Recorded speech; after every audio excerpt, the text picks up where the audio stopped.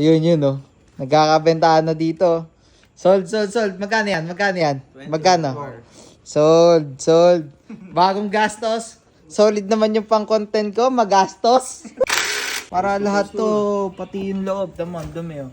Papalit din naman tayo ng mga susian eh. So lahat dyan, linisin natin, tanggalin natin lahat ngayon. Diba? Pabakasin ko lang tong panggilid.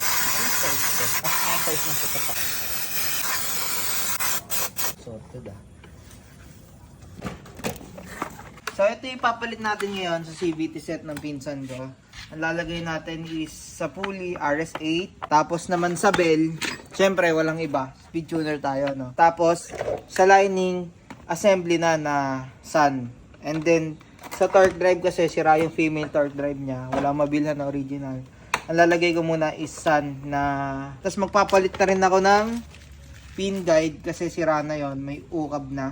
Ito is center spring na 1000 na speed tuner. Flyball, yun yung mga ilalagay ko ngayon dito. Ang brand nito is DVT. Gastos is real, sir. So, ayun, papayita ko sa inyo paano ko siya ikakabit. Yan. Biling bagong clip. Ulit ito. Saan binanggit mo? Ba't ayaw mo? Wala lang. Anong size tulay? 14 ata yan, 30.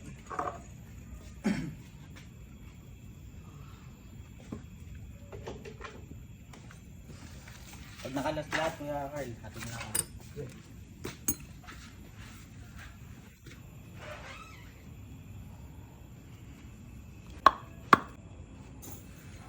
Ano yun? Filter.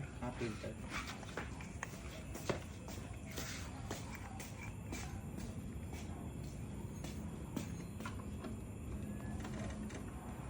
Tama ba? Pakaliwa.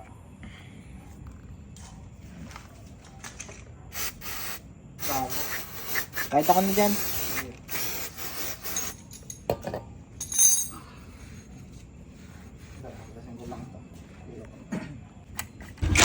Binili na nga eh.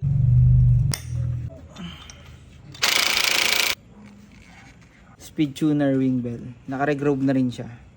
So, kailangan lang natin linisin ngayon.